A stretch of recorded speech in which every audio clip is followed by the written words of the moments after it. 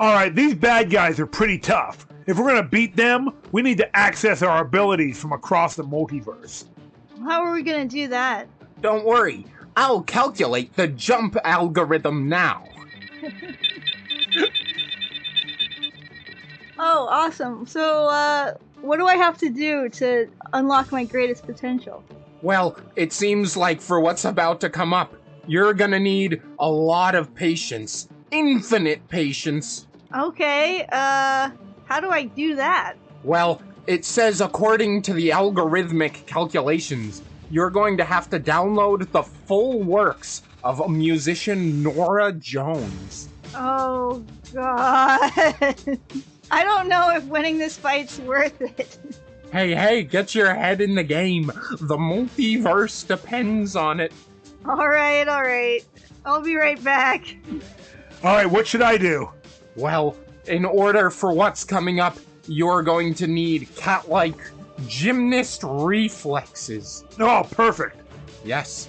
It says here, all you have to do is sit a single moment in silence without talking. Oh, we're fucked.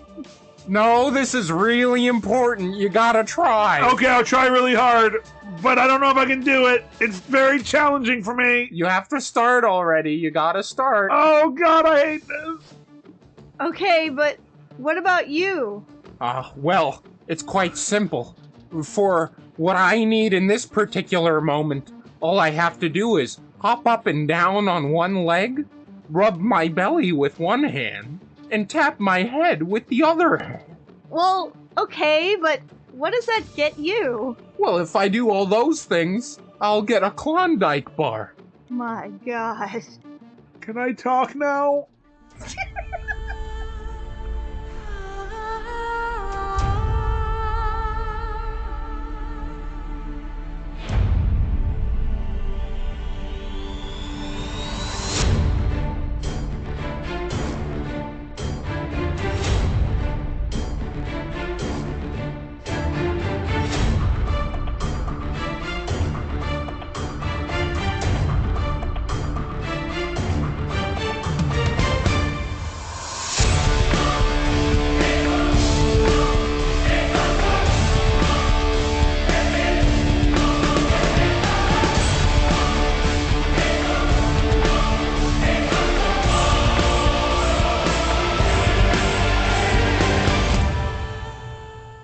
I mean, that says punching Deirdre. I thought you were just gonna say punching deer. I'm like, no! Why? Because of the ritual. Who is Deirdre? Yeah. Jamie Lee Curtis. Oh, the IRS agent. You guys better get in on Do this. you know that her name is Deirdre Bo Deirdre? No, really? Yeah. That's wild. Which is Deirdre Beautiful Deirdre. Oh, that's cool. That's nice. They had an early crush on Jamie Lee Curtis. I mean, it can yeah, never that work makes out, sense. though. We both have the same name. She's pretty hot, so it's, Yeah, you remember True Lies? I remember True Lies. Yeah, I was thinking of that. Yeah, I remember True Lies. God damn it. We're turning into a shticky podcast now? Yeah. Oof. Hello, fantasy fans. Are you ready to travel the multiverse? Because this is Swords and Satire, the podcast where we turn low fantasy into high art. I'm your dungeon manager, Jamie Mokel. My pronouns are he and him, and I am here with my mind-bending co-hosts.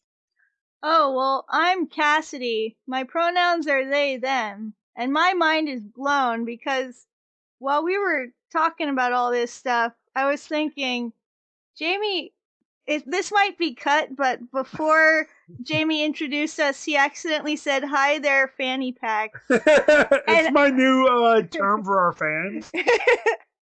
Our group of fans can be called the fanny pack. Oh Yes. my fucking God, it's amazing. See, we just created a branching universe right there. That's what's blowing my mind. I was just like, oh my God, there are other multiverses where we also have podcasts, and what do those fucking look like? Like, what are our podcasts in other multiverses? You just pulled a concept from a podcast in one of our nearby universes where we call our fans fanny pack. Well, I assume Jack has a fanny pack review podcast in one multiverse. Oh my god. I do have 3 fanny packs. There you go. Yeah. Cass, let's see. You probably have a podcast. True crime. Yeah, true crime podcast. The twist is that you commit the crime. Yeah. Oh, That's nice. how I find out about You've him. got to find new ways to be exciting in podcasting. You know? I think I could be a real Yeah. You do not share that with the world. Definitely cut where you said that. I want you to start saying that and then to have it jump to Jamie saying cut where you just said that. I can put in static over what Yeah. And let's see, what's my multiverse podcast? Well, you could do a Castlevania themed podcast, Oh. but that could be this year. I was going to say, I'm pretty sure that's going to be this universe one of these days. Can't wait. I'm like, all these things that are totally podcasts that I want to do. I know. You have a podcast all about Sailor Moon. Ooh. That's Again, sick. feels like one that I would just do, but we'll go with that one. We But gotta you get haven't into it. yet, so there's another universe where you are doing it. Of course, it's called the Sailor Cast. Holy shit. Well, now we're going to make it happen. No, it is happening. You just birthed it. Nice. Yeah. What's up, my crew? But, hey, who are you? Ahoy there! Yeah. Because of the whole sailor thing. Ah, yes. Right. I love when Selena says ahoy. Or what is her name? Usagi. Usagi says ahoy. Avast, Mr. Mask. I will punish you. Arr. Fuck. When she said fuck in episode 2, the series was never the same Yeah, that's right. as episode 1. Looking back at my childhood growing up watching a lot of Sailor Moon, it definitely explains how I got to where I am today. You do say your gender is magical, girls. I do. Yeah, sometimes. But who are you? Oh, me? I'm Jack Olander. My pronouns are anything, everything, All at once? just for me. Whenever you feel like, and it can change. Oh my god, are you like sucking all the pronouns into yourself? They're all mine. Like an Everything Bagel? Yes, that's exactly right. Great, now I'm hungry. But you know what I am?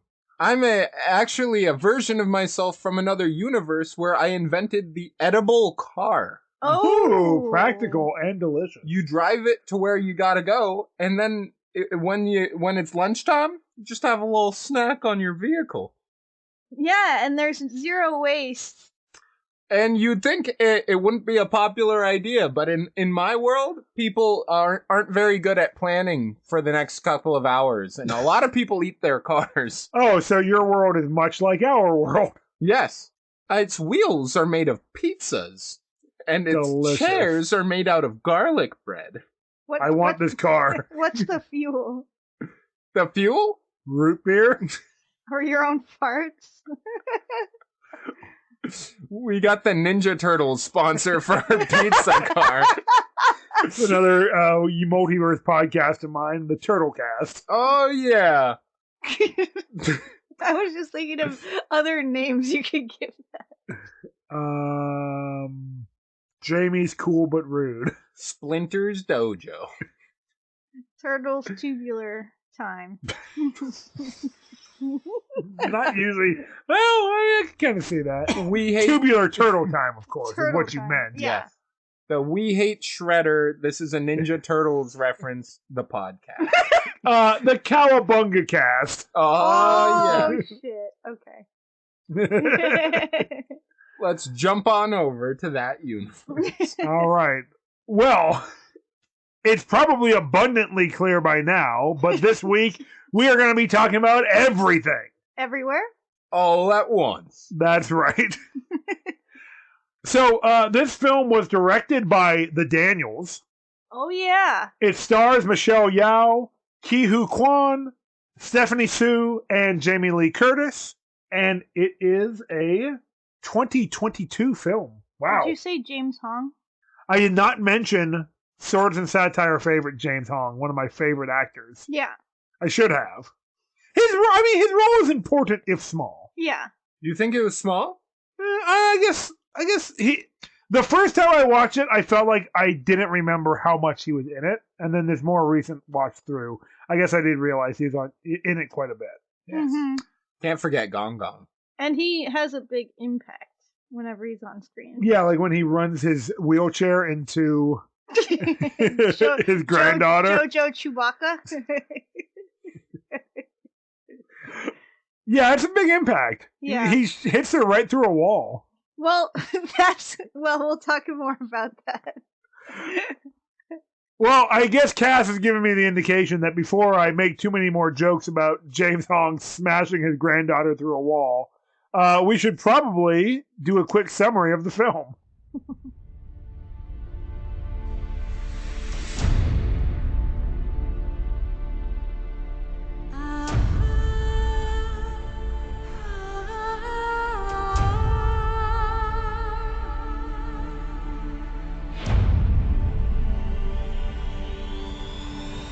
It's a real nice linear film.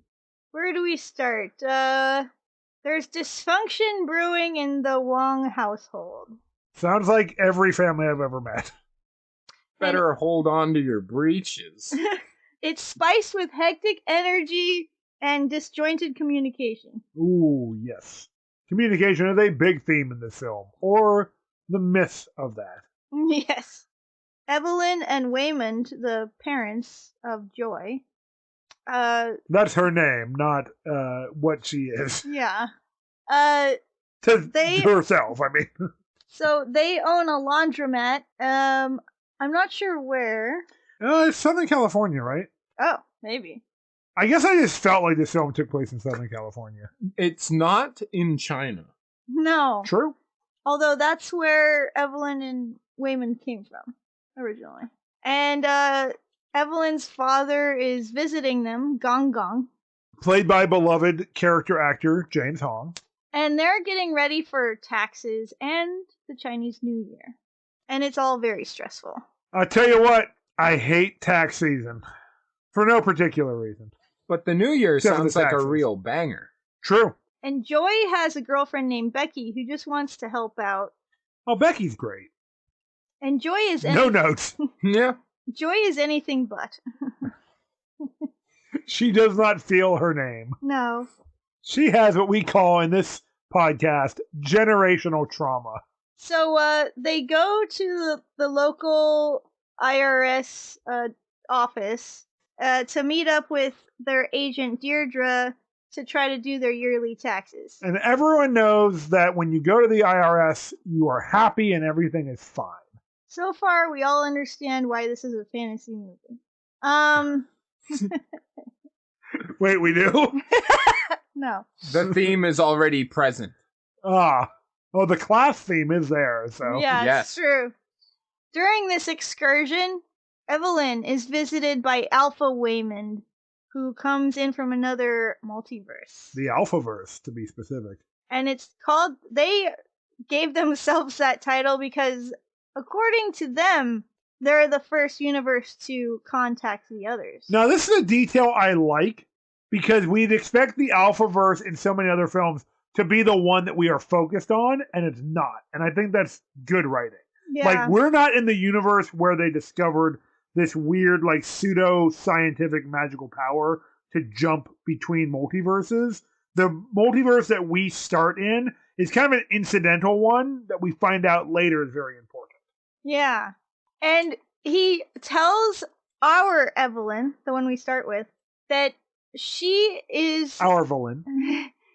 the chosen one because she was absolutely mediocre and did nothing with her life. And so she has the greatest potential to do anything. By accomplishing nothing of value in her life, she has unlimited potential. What a fucking indictment of motherhood this movie is. I know, Where Jesus. there is less of you, there is more room for God. I guess she's not a very good mother in this universe, so it kind of makes sense. Yeah, it's sad because she wants to be, but the only way she knows how to show that she cares is by saying things that push her daughter away. Fat shaming, culture shaming, visit shaming, just Yeah. all the shamings. Queer erasure. Yes. Yeah, that's a good point. She doesn't want Gong Gong to know about Joy and Becky's relationship. But more on that to come. Exactly.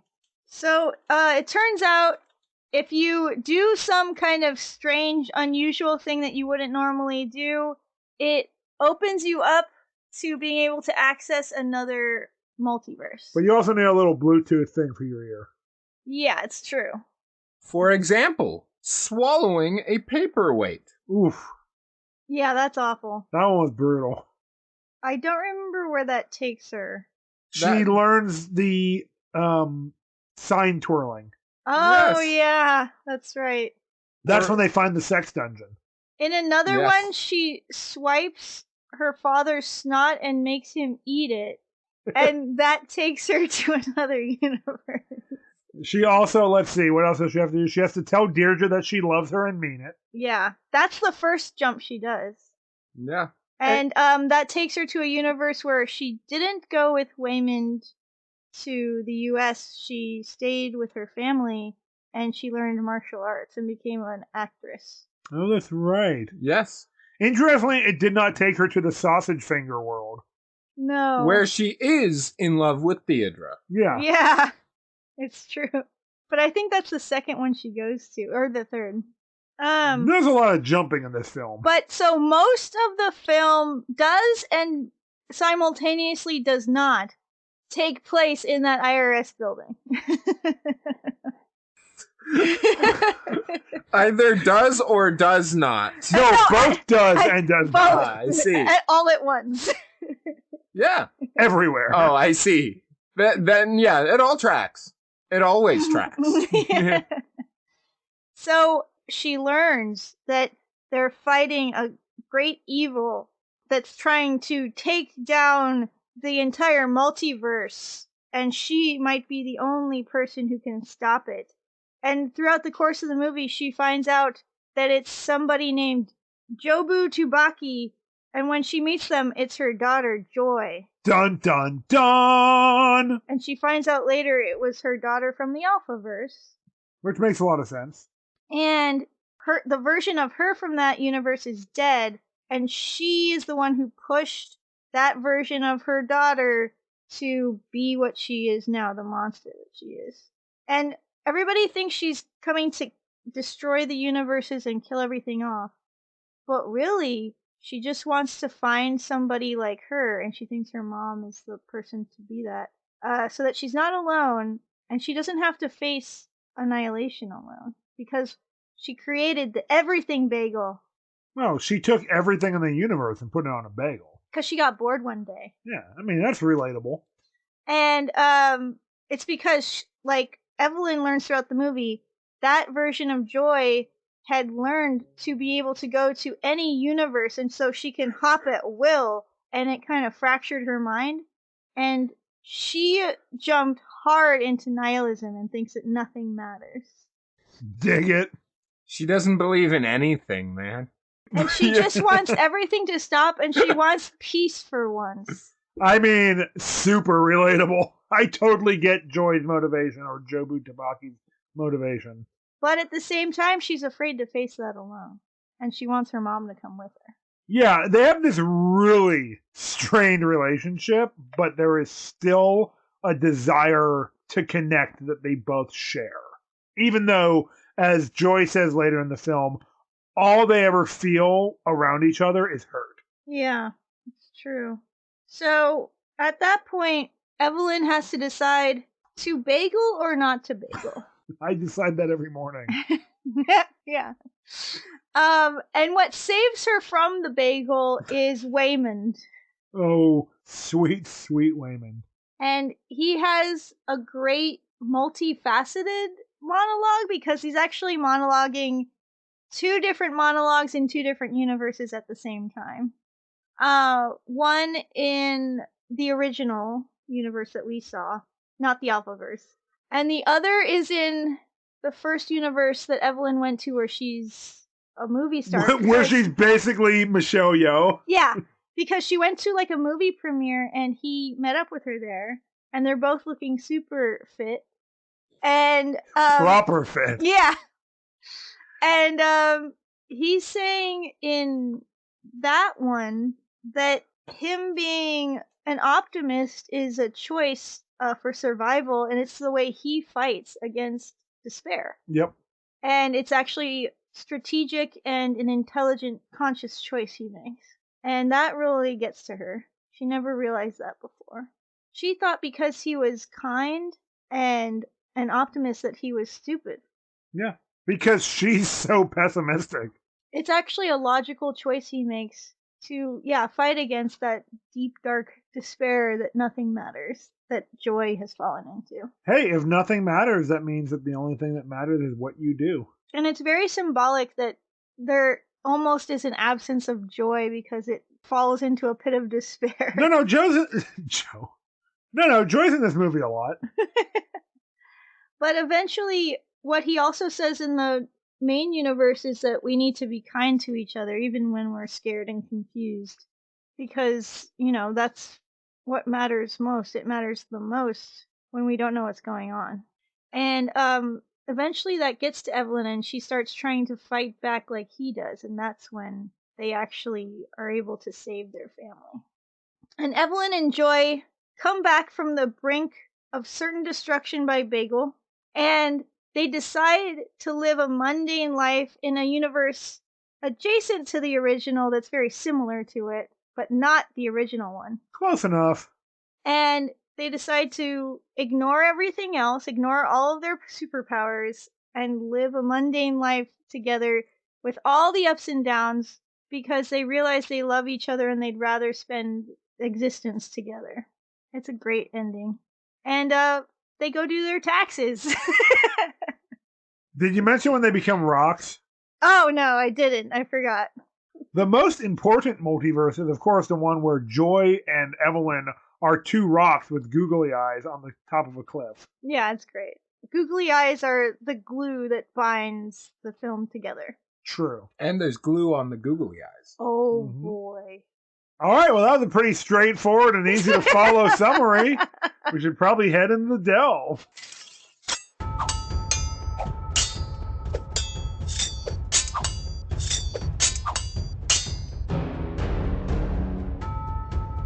Welcome to the Delve, where we venture deep into the themes, scenes, and lore of everything, everywhere, all at once. So, Cass, you wanted to talk about Wayman. Yeah, you psyched me out. Yeah, I did. He's just the best. He's just a little guy. I fucking love Wayman. He is the greatest, one of the greatest characters in film history, I feel like. He's a beautiful soul. Pure.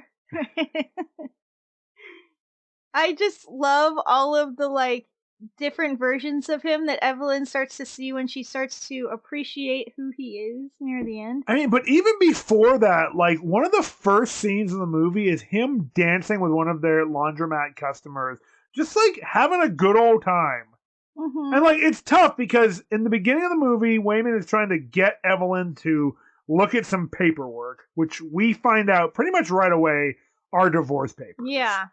But he's still trying. In his heart, he doesn't want to go through with this. One of his coworkers recently got a divorce because his marriage was falling apart. And Wayman doesn't want this to be the case, but he is seeing all these obstacles and just doesn't see another way out. They were getting a divorce, and through the process, the coworkers, they fixed their marriage. Oh, because there we go. It got them to start talking when they hadn't been before. And Wayman wants to do the same thing with his marriage.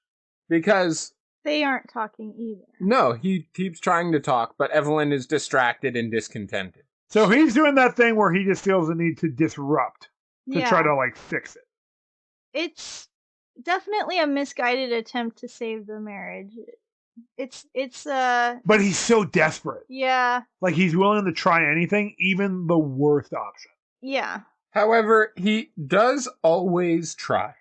He's like a slice of life character in a sci-fi fantasy movie. Yeah. Yeah. Because even in the alternate universes we see him, he is still saying the same philosophy he says in the original universe. No, he's very consistent. Yes. I feel Yeah. like for the most part, the multiverse versions of characters, the personality core is pretty similar. Yes. Yeah. Because like even movie star Evelyn is kind of this taciturn, kind of detached character. Yeah. Whereas like businessman Wayman from that same multiverse is really successful, but he hasn't lost that joy de vivre that he No. has. Although he does look less happy. Yeah, Yeah. that's true. And that's the thing is like he kind of is able to identify that no matter how strained their relationship might be, he is happiest with Evelyn.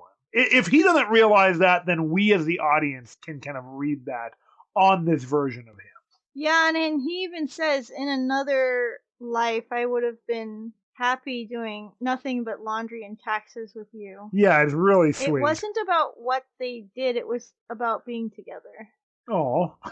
Yeah. I often feel like I feel that way. You know, it doesn't matter to me really what the people that I love around me do as long as we're together and we're doing a podcast. In every universe. Yeah. Exactly. Waymond is making that intentional choice to live in such a way that makes his life more pleasurable for himself and the people he cares for. Yeah. He lives in a way that he can be proud of and find satisfaction, which primarily is being kind. Yeah. In that one monologue he was having that you were mentioning, he's in the original universe we started in where everyone is fighting, and he is saying to everyone, I know you're all fighting because you're scared and you don't know what's going on. Yeah. But you can at least in times like that be kind to each other. And he says that's actually when it's the most important to be kind. Yeah. Because why make a bad situation worse if you can help make it better? Yeah. If things are miserable and your only remedy to that is to try to not be miserable and to like find joy in things, that's kind of the best thing you can do.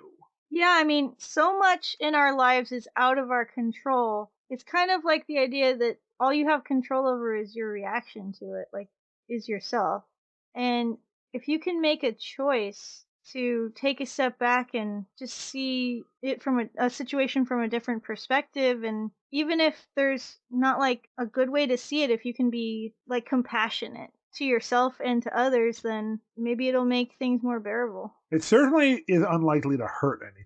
It's true. In fact, it helps in this movie because he is often the one who improves their situation when it comes to the taxes. Absolutely. Yeah. He talks to Deirdre when they are at the IRS building, and he gets Deirdre to extend their due date to that evening. Yes. And meanwhile, Evelyn's like, oh, you're such an idiot. Like, what are you doing? Yeah, exactly. When they were fucked because Evelyn was the one handling the taxes, right? Yeah. Like, she could have sent them to jail. Yeah. And in the next universe, where it's later that night, Evelyn did not do the taxes. And Deirdre shows up with the police to arrest Evelyn. And Waymond convinces Deirdre to give them an extra, week? Yeah. Yep. Just through talking and asking nicely and explaining the situation. And when he explained their marital problems and just everything they've been going through, Deirdre comes out and talks to Evelyn. It's so many names. Deirdre talks to Evelyn explaining, yeah, when I had these problems with my husband, I started doing crazy stuff right before we split. And then they start becoming friends and they're vaping together. And it's like, the ultimate sign of friendship. yeah. But all that happened because Waymond was like, I will just explain what we're going through, connect with Deirdre. And Deirdre has been through similar experiences and starts, like you were saying, Kath, not feeling as much like she's being taken advantage of. Yeah. Before, she kind of, I think, seemed to come from the assumption that she is unlovable and people or the people around her are just there going to take advantage of her good humor. And so she has to have like a wall up to protect herself against that. Well, we find out that Deirdre had this really bad relationship that seems to have colored her view of people. Yeah. Yes. And I think a big takeaway from this in this movie is just like the assumptions you make about people are often wrong. Well, they're coming from incomplete conclusions. Yeah, and incomplete information. That's right. And like when she found out what Evelyn was going through, Deirdre extended the deadline by a week. And if she didn't do that, she would have been hurting Evelyn and her family because she didn't have all the information, because she made the assumption that she was being taken advantage of, right? Yeah. She thinks that Evelyn is trying to intentionally break the law, basically. Yeah. And as an IRS agent, it's her job to root that out and deal with it. I am the law. And she takes her job very seriously, as we learned from the very beginning. She's got her butt plug awards for not taking bullshit. Which are used later. You show a butt plug in the first act. You have to use that butt plug by the third act. That's right. That's right. Chekhov's butt plug. I hope they wash it. Because it's in everything. No buts about it. But also, Deirdre says... Or only buts about it. Deirdre says, in the scene earlier in the film, you might just see a pile of receipts, but I see a story. Yes. Oh, great line. I can tell your entire life, all the ups and downs by what you've put here. But that's not right. That's correct.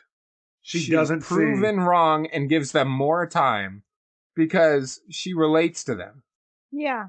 There's more going on behind the papers. Yeah. Under the surface. It's just all the judgments and assumptions she made. And then when she learns that they're wrong, they become a lot closer from it. So I think that's a really good takeaway from the movie. Just be careful about yours. Yeah.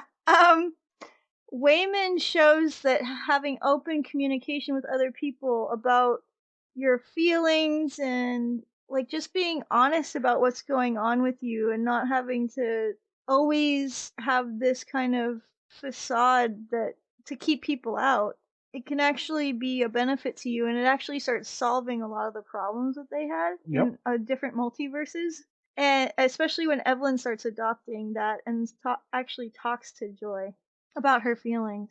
Yeah, I mean, the funny thing is, for this wild action movie that's full of like some of the greatest fight choreography in cinema history and like just amazing action scenes and crazy surreal cinematography. Yeah. The solution to every problem is, hey, stop being assholes and actually talk to each other.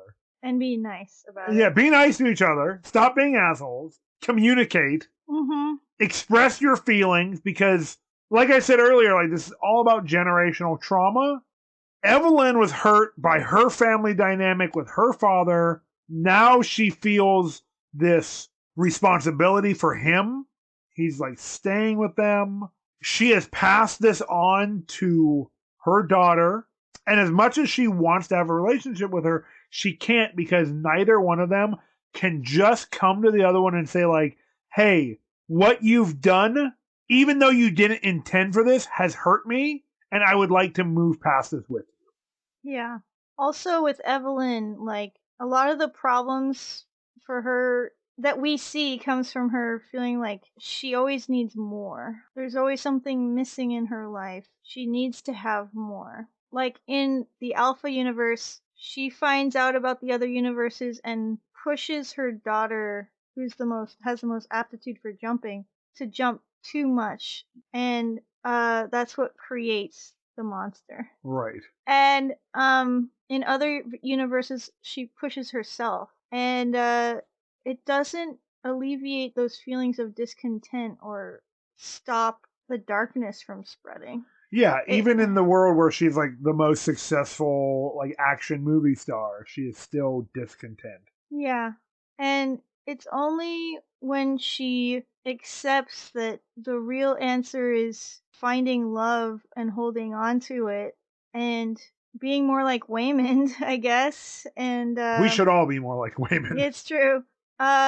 and like finding ways to connect with people around you, then you actually can find contentment in a mundane life. It's kind of like the nobility and honor that can be found in living a mundane life. It's true. I've been just speaking with a lot of people in the spiritual community just in the last couple of months about people coming toward the end of their lives, and death doulas, which are people who sit with people while they are passing into the next phase of, after being alive while someone is dying. They say that almost always what people talk about are the relationships they have or had with other people. Yes. The moments they loved with someone else, or the moments they wish they had had with someone else. Deathbed regrets are never like, boy, I should have like grinded. I should have ground a little bit harder. I should have been a slave to the grind a little bit more. It's always exclusively, I should have given more time to the people I love. And I wish I had like pursued the things that were important to me. Also. So stick that in your rise and grind friends' fucking faces. Yeah, exactly. In this, Evelyn makes Jobu Tubaki by trying to push these accomplishments. Yeah. And Joy says to her mom at one point, like, why would you pick this universe where I'm not really anything when you could go to any universe where you have a more accomplished daughter, right? Yeah, it becomes this kind of self-deprecating moment. Exactly. It reminds me of The Green Knight, where Sir Gawain's girlfriend says, why do you have to look for greatness? What's wrong with just goodness? And she's also saying being here with me, too. Right. Like, why do you have to go out on this quest when the things that are important are right here already? Yeah. What more do you need? Exactly. And that's what Evelyn goes through in this movie. Yeah. And same with Joy. Joy doesn't feel like she's enough because her mom told her she wasn't enough, and because Evelyn's dad, Gong Gong, told her she wasn't enough. Yeah, this movie, a big message is about generational trauma. For me, I saw that as well. I was thinking, where did Evelyn get these ideas of what success is and what it looks like? And it came from her father, and it came from his parents.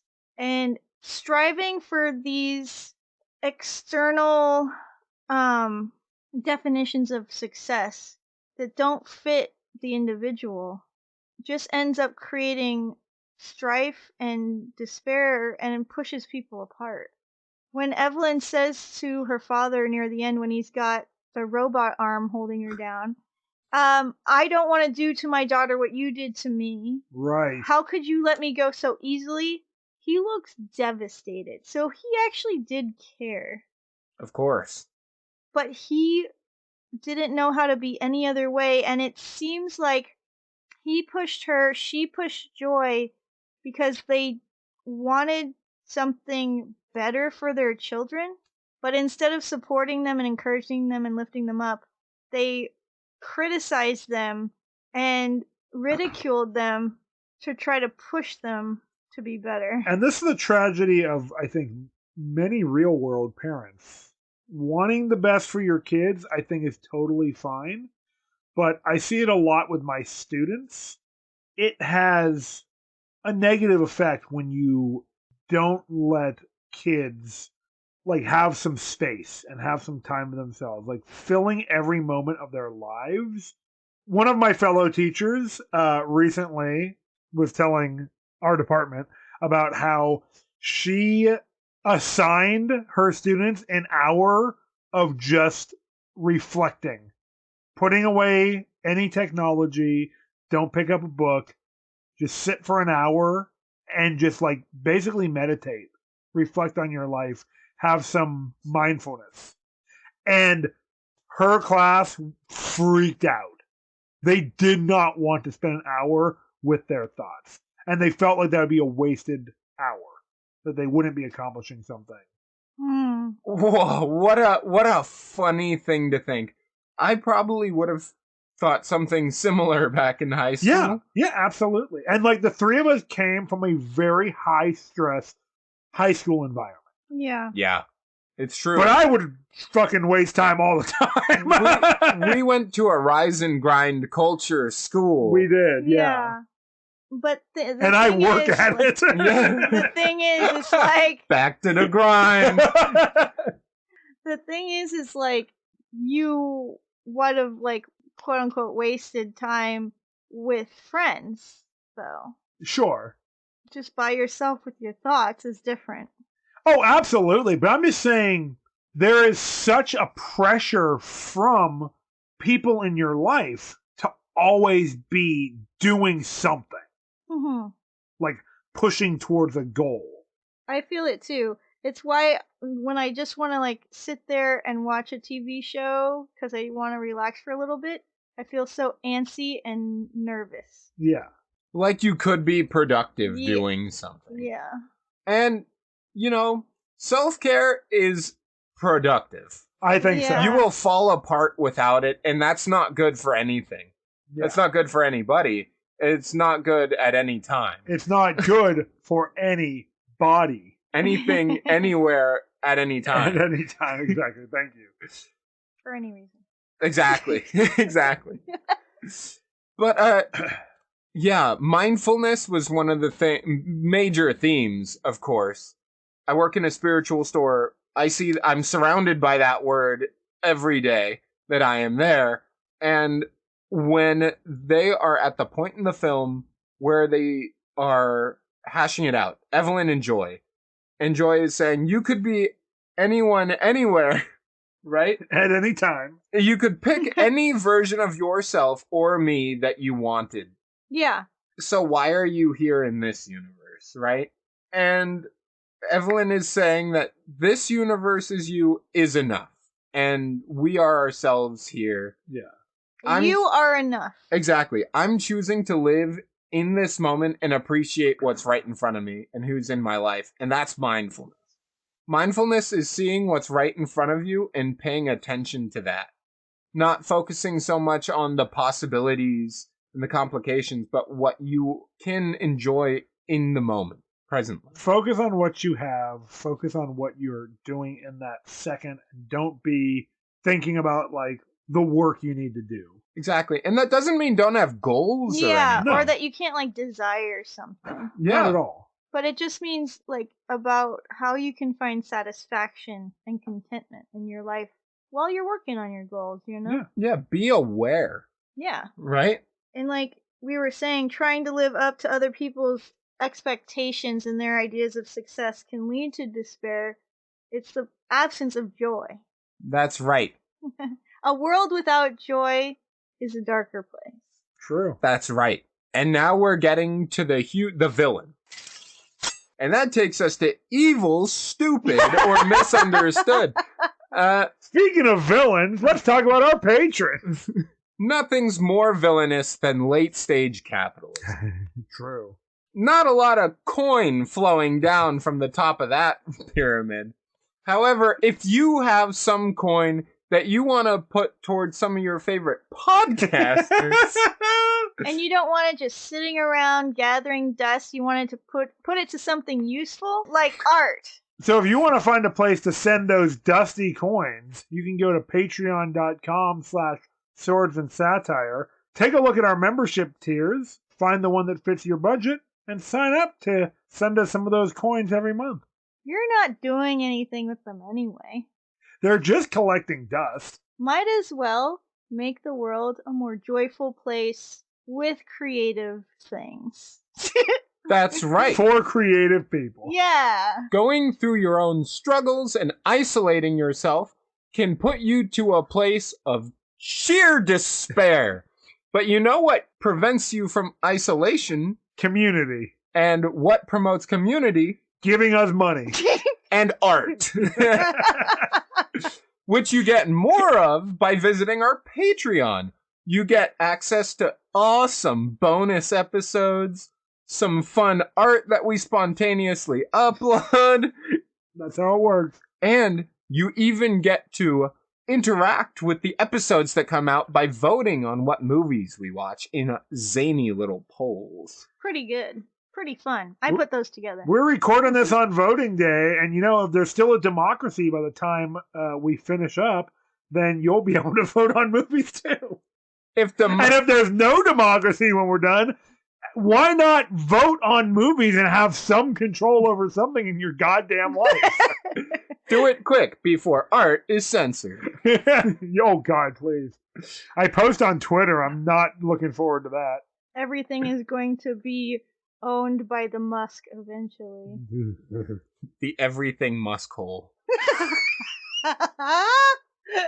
And now, back to the episode. So anyway, like I was saying, villains. Jobu Tubaki. Jojo Chubaki. That's right. Rakakuni. You're just making up noises. Yeah. It's what Evelyn says in the movie. Yeah.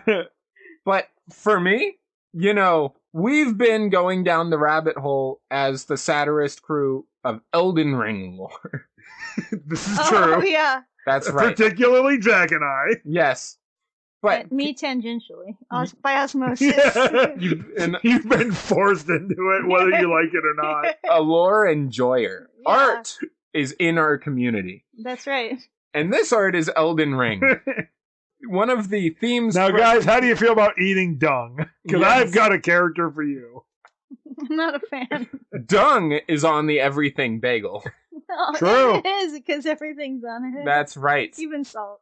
And the concept of anti-dung is on there also. Mm. Something to think about. And salt. Yes, that's right. I'd and rather poppy not. seeds. But in Which is where dung comes from. Yes, exactly. But in Elden Ring, there's an elder being called the Frenzied Flame, which is known for taking seed in the minds of people who are gripped by despair. And people afflicted by the Frenzied Flame are those who have lost everything and wish for non-existence. They've lost everything everywhere. At the same time. All at once. Yeah. At the same time. And that set of themes is brought over so well to Joy's philosophy. And in my mind, it seems so much like nihilism. Yeah. Okay. The denial of everything and saying that nothing matters. And, in The Big Lebowski, they say the nihilists, they don't believe in anything. Yeah. They believe in nothing. And because of that, Joy has become a very destructive person. Yes. She's going around, she hurts people. Yeah, she thinks that if nothing matters, nothing that she does has any consequence. And it's to the point where she cannot get any catharsis, any pleasure out of anything because she is so focused and consumed with despair and the agony that she feels. That's right. She's even killed her mom in thousands of universes. Yeah. Yeah. Because, She's trying to look for the one that can end her suffering, I guess. that's right. So, the version of her mom that can become like her and find a way to look at the world that isn't nihilistic. Yeah, it's fascinating because she wants a more mother figure. Like, in a culturally specific type of way, right? Like, when we think of motherhood, there's a lot of assumptions about that, why can't somebody else fulfill that role, or are these qualities of, a female-bodied person? But for Joy's worldview, she wants Evelyn to be that person for her. It's to be true. somebody who supports her. And that's what's ironic about Joy's mission in this. She made the Everything Bagel, and the Alphaverse thinks it's to kill or completely erase the multiverse. But that's not what it's for. Right. It's to end her own existence. That's right. It's a method of self-harm. Yeah. The glorification of life is suffering, so non-existence is pleasurable. She says to her mom in the universe Evelyn is from originally, this is peace for both of us. She wanted to find a way where she could actually die, and that is peaceful to her. Yeah. Yeah, where what she's describing is non-existence, not Yeah. just death. Right, you're right. Yeah. And there isn't peace in non-existence necessarily. There's just nothing, right? You're not aware of feeling anything. And that's what she wants. That's what she wants. But the paradox of it is that she doesn't want to do it alone. Yeah. She keeps trying to convince her mom to come with her. True. She eventually decides she will do it on her own. Yeah. She gives up. That's right. When first Evelyn is able to experience every universe in the multiverse, she understands Joy's point of view. Right away, she starts doing reckless things. Oh, I always hated this place, smashing the windows of her own laundromat. You know, Yeah. ruining other people's fun, Yeah. their dreams. She's enjoying breaking things down, watching the world burn because she is hurt by it. Yeah. She doesn't see the value in anything. And it isn't until she realizes through Waymond Mm-hmm. that Sweet, sweet Waymond. the meaning in life can come from you. And that's when he gives the monologue of, you can choose to be kind, you can choose to focus on the moment and take your victories where you can. Yeah. It's actually a strategic, logical choice you can make.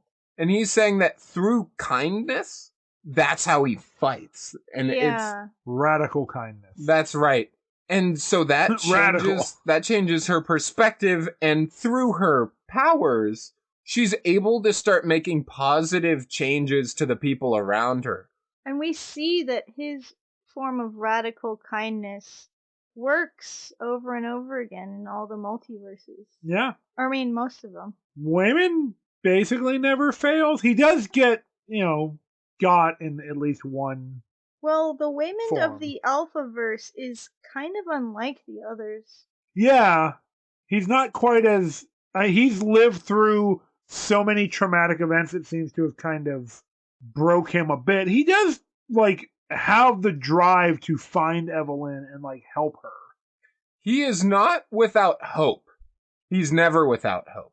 He just doesn't know a way to fix this. Yeah. Oh, he actually does. There's a glimpse of him being himself when he actually jumps into Evelyn's body somehow and helps them fight off Gong Gong, who's trying to kill Joy. Right. I guess there's also the factor that, while Waymond's philosophy is sound, I think, according to the movie, it is not enough on its own to pull Joy out of this reverie, out of this ennui, really, that she's experiencing. And that, I think, is actually a good representation of how mental illness tends to work. You can't just fix somebody by telling them to be happy.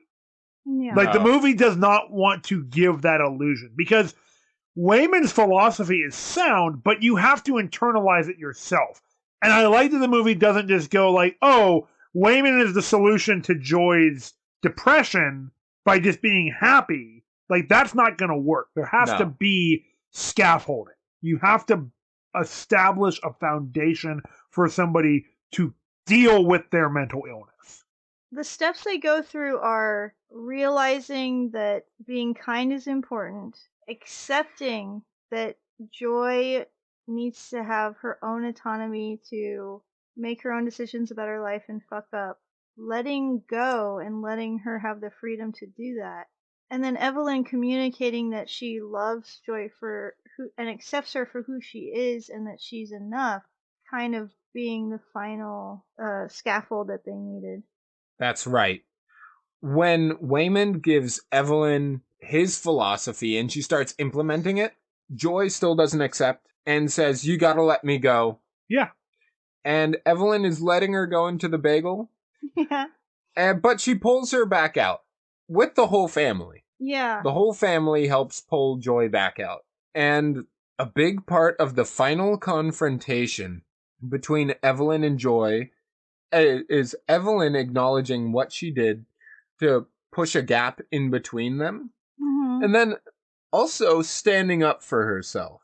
Yeah. She's saying that blame isn't necessarily all at her feet, and blame shouldn't be important in this interaction at all. Right. There's a lot of factors. Yeah, the removal of blame is a big thing in this movie as well, I think. Because Evelyn voices, like, her struggles with their relationship as well, but keeps coming back to, and I choose to be here with you, and it all comes from that I care. And Joy comes back with, all we get in this life that you're choosing to stay in are a few moments where anything makes sense and we're happy, and everything else kind of sucks. And that's when, in the other universe, she's also disappearing into the bagel. Yeah. And then when Evelyn says, then I will cherish those moments. I will stay here for those moments because they matter. That is what finally gets through to Joy. Yes. Yeah, but I think the key to this and why this movie, the message works, is that they both have to come to this realization. They both have to change and see each other's perspective. It's not just a one-way street. No. And actually, that's when Joy reaches back out of the bagel and decides to come back. And it is her choice. Mm-hmm. That's the other key to this, is like she is choosing between oblivion and pain and suffering. But she's choosing to, like, trust her mother. Yeah. In this case. Because she's seeing an actual change taking place in Evelyn. Right. That's right. But the big arc for Joy, I think, is she was valuing non-existence, but what she really wanted was just that ability to cherish what she holds dear. And she felt helpless in making that work. So she thought, since there's nothing I can do, I shouldn't exist. Right. Well, she basically felt before like her entire existence wasn't good enough for her mom. Everything she did was wrong. And that was the message Evelyn was sending. It is, and she acknowledges that at the end, like Jack was saying. And she says that she was pushing her because all those qualities were in herself, and she was trying to push her not to become her mom. Yeah. And she ended up just like hurting her, and she saw that eventually. I think a lot of us can relate to how Joy feels in this film. Yeah. Absolutely. And through very similar practices that Evelyn learns in this movie, like talking to people, community, connections, and just like these mindful practices and finding joy in your personal way of being and your uniqueness is just great. Really great advice. Yeah, the key for Evelyn is that she has to learn to slough off the like cultural pressures that she has been burdened with.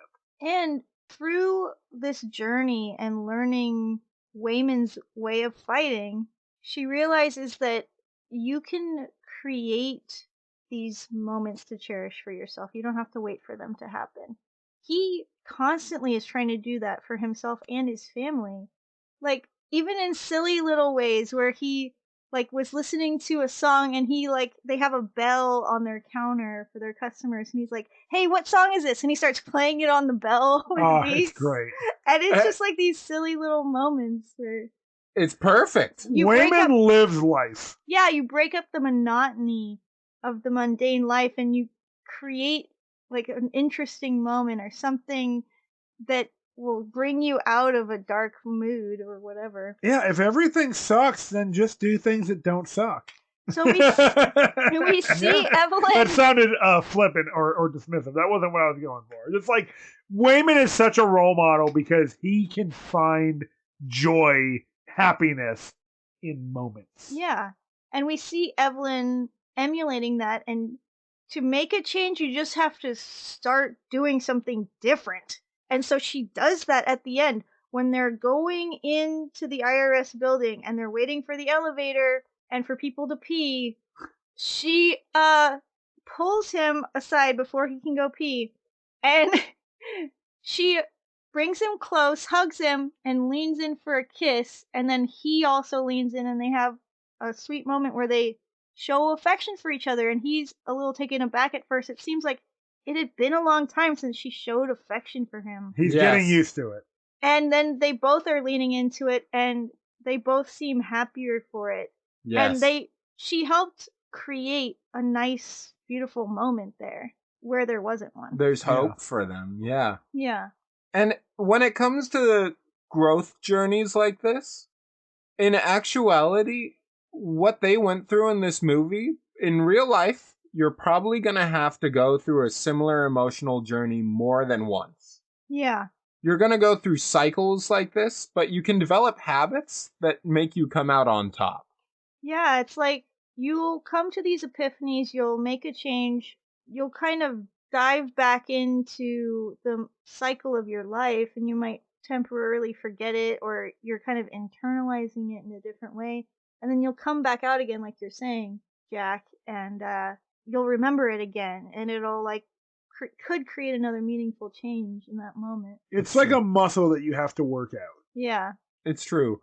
And when it comes to the theme of connecting to others, communicating with people to give you a new perspective, like with Evelyn and Wayman, I've experienced that recently with therapy and counseling. It's like magical. Yeah. If you can find a counselor you really connect with, even today, I was explaining something I've been thinking about for a couple of weeks and not being able to figure out how to get past it. In one sentence, they gave me a new perspective that immediately fixed my my everything. And that won't happen for everybody in every problem, but sometimes you just find that thing that you needed, that perspective. It's true, but it's a tool. Yeah.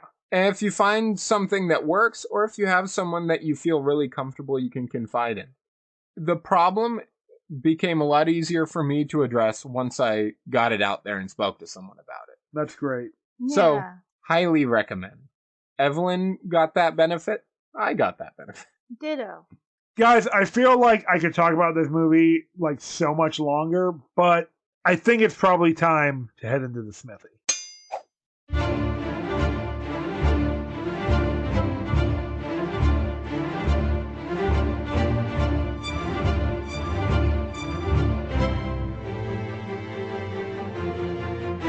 Welcome to Can You Roleplay? Well, okay. Evelyn's a warlock, obviously. She's a warlock with a pact with herself from other realities. Jack, I'm Jack's mind is shattered right now. Self-pack warlock. I'm dumb. I just got how you're doing this as like the alternate realities of our other shows and other things we've done. You did it. You did it. I Yes. finally realized. Wait, what? Hell yeah. I came on board. I'm missing something. Alternate realities where we keep up those segments. Welcome to the Smithy, where we each forge a rating for this movie after we share an epic moment or feature from the film. I'm going to use the dungeon manager's privilege to go first, which I rarely do, because I know somebody else is going to steal my epic moment I or feature. see. Nice. And after I do that, I'll give you my rating from 1 to 10 bagels. Oh boy. My epic feature of this movie is Waymond, of course. Nice. I absolutely adore this character. I know that just being positive is not a solution to every problem for every person. I think that Waymond is an incredible aspirational character. Yeah. I think that he is one of the great characters of cinema Yes. because he is so fun without losing the gravity of the character. He is still serious, even though he is silly. He is capable of such a range. The actor is capable of portraying so many personae. It's true. I was so impressed with the range of emotions he could show on his face, and I was entranced by it. Yeah. And then, like, there's amazing action scenes where he's fighting with a fanny pack. There's Yes. dramatic moments. There's, like, just fun moments, like in the beginning where he's dancing with the customer at the laundromat. Waymond is the best of us. And I just want to give credit to that. And also mention the fact how the actor who portrays him, Ki Hu Kwan, left Hollywood Yeah. for decades because of not being able to find anything other than racist, stereotypical roles, and comes back for a movie where he, like, to me, defines, like, a generation of film Yeah. in this role. He's able to do so much with the character, and really show off his capabilities. And it's kind of meta too, Yeah, it is. because he made a choice. It wasn't much of a choice, but he still was like exercising his agency to not be put into this box. And he makes the choice as the character to be kind and find the joy in any situation that he Yeah. could. And like I said, that's not a solution to everything everywhere all at once. No. Sometimes there are problems that are not going to be able to be solved by just being positive or just being kind. Although it's not positive, right? Like he's capable of being serious, but his instinct to be nice to people. Being nice and kind doesn't mean you can't be serious, Yeah. and that Or that you don't have a limit. or that you're always being optimistic. Yeah. It's not like a destination you get to and you're like, oh, no, I'm positive. It's not a solution to all things. Yeah. It's just a tool to use while you're going through life. Yeah. And like you were saying, it's an ideal to strive for. Absolutely. It's not always going to be possible. So with all that being said, I am going to give this movie 10 out of 10 bagels. Yeah. It's everything. This film is absolutely incredible. I would eat an everything bagel if I could. I'd like one right now. It has dung on it. What the fuck?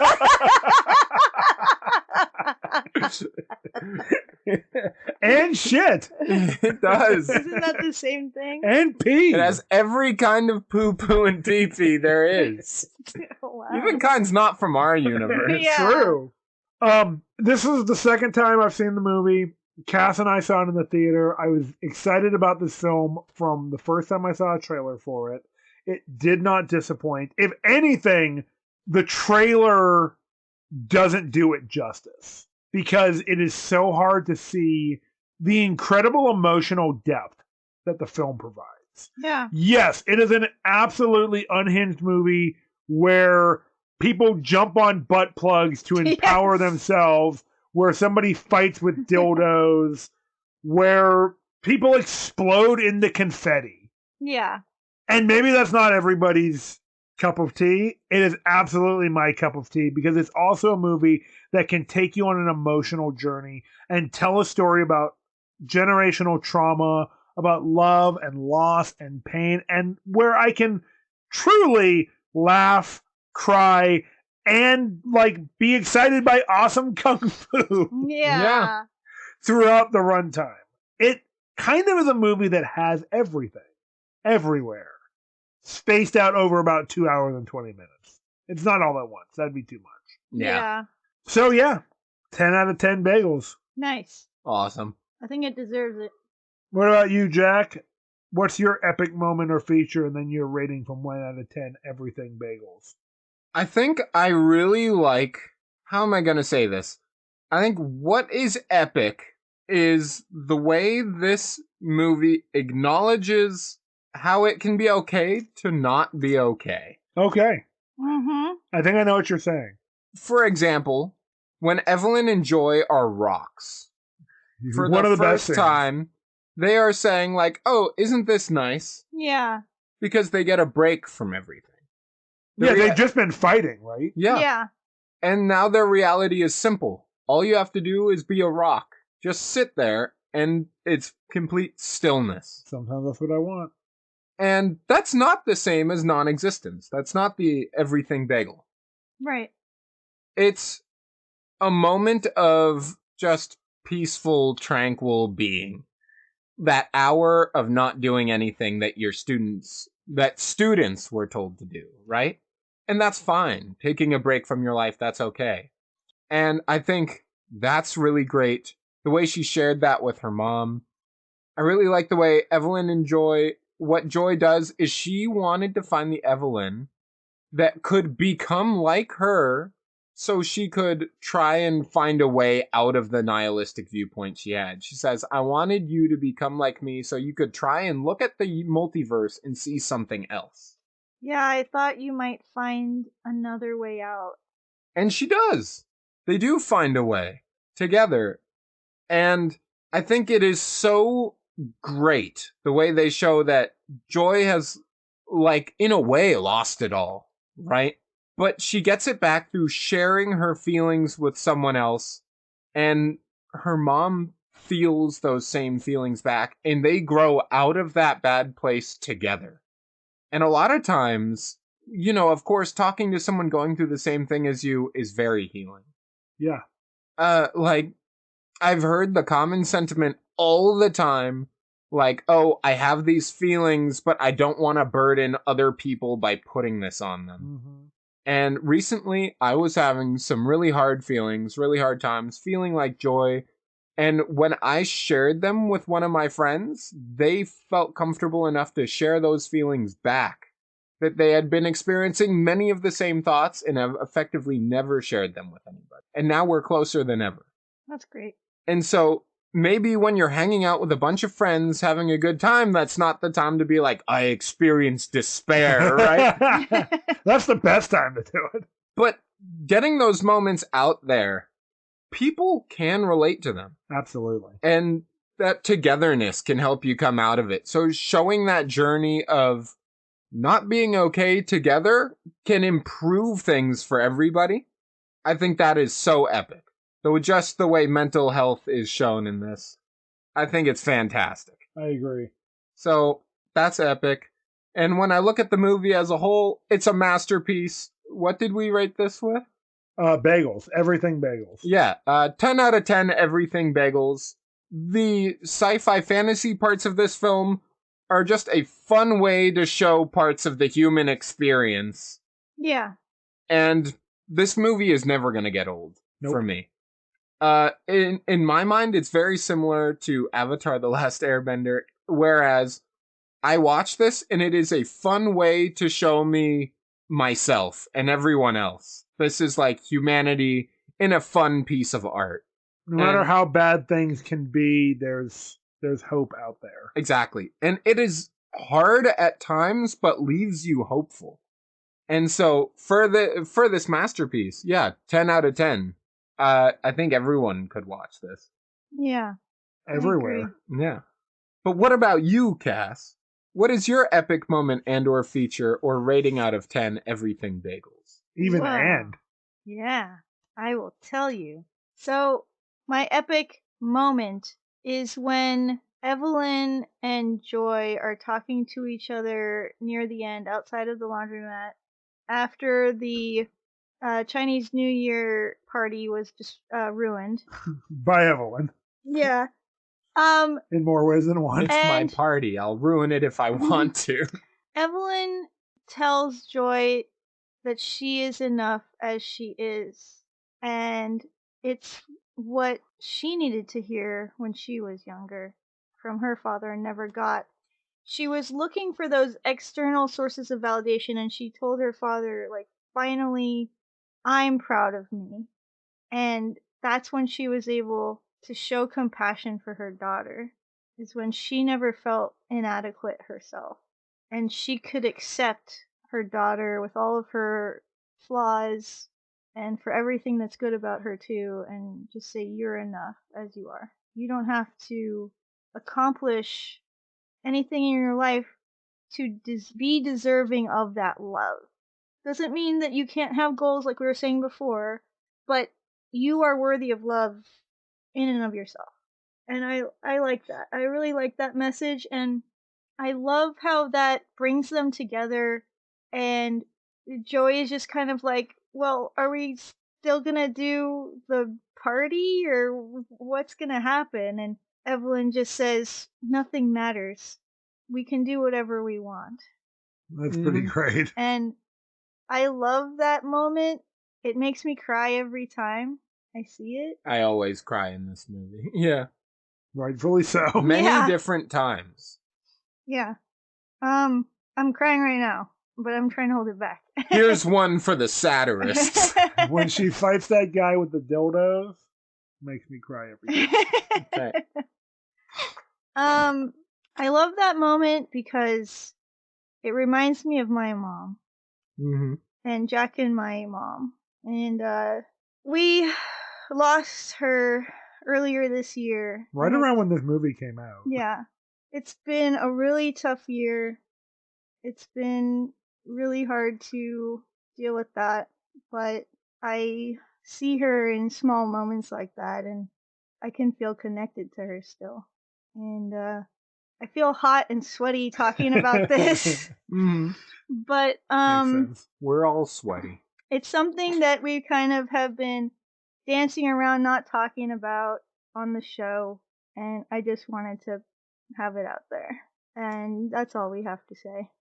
I remember when we went to see this movie in the theater, and you and I were sitting there, like maybe like a month after your mom passed, maybe not even that, and I was just like, wow, this is probably really heavy for Cass to be going through right now. It was. I was basically bawling in the theater. And that's okay. But yeah, it reminded me of something our mom would have said. Yeah. And Also, she would have loved this fucking movie. yeah, I think so. She would have, totally. Yeah, she does. Yeah.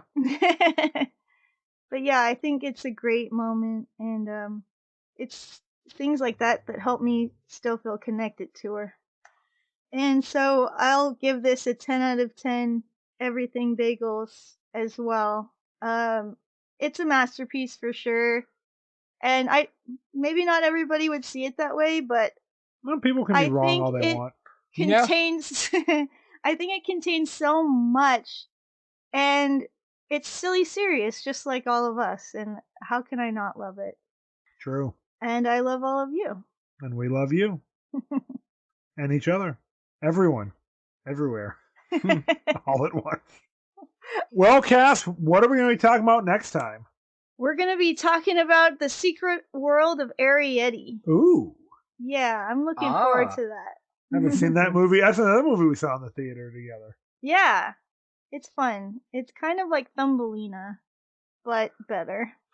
As far as I remember, it's been a while, but as far as I remember, Arietti isn't forced to try to marry a toad and then escape.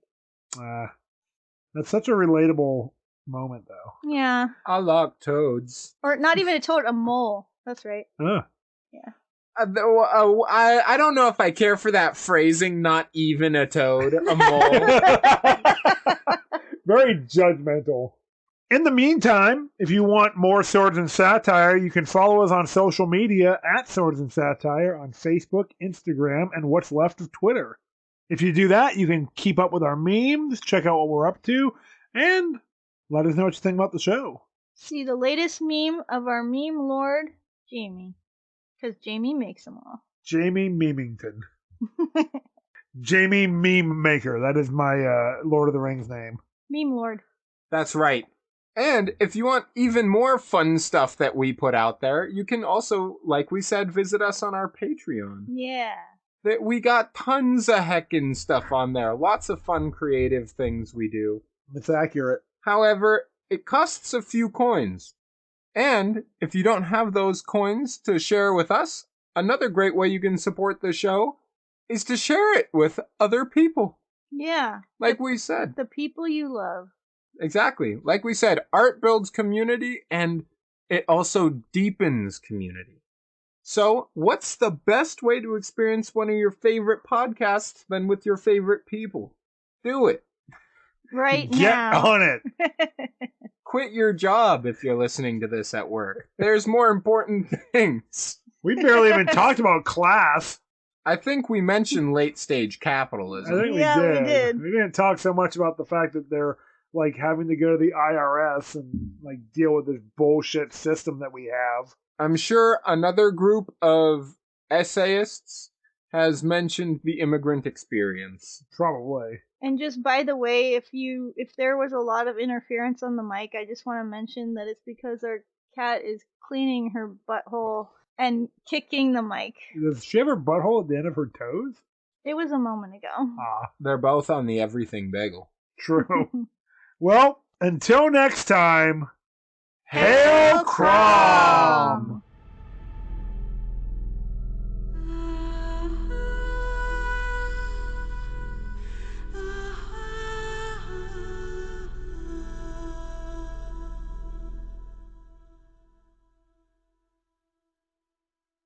All right, the episode's over.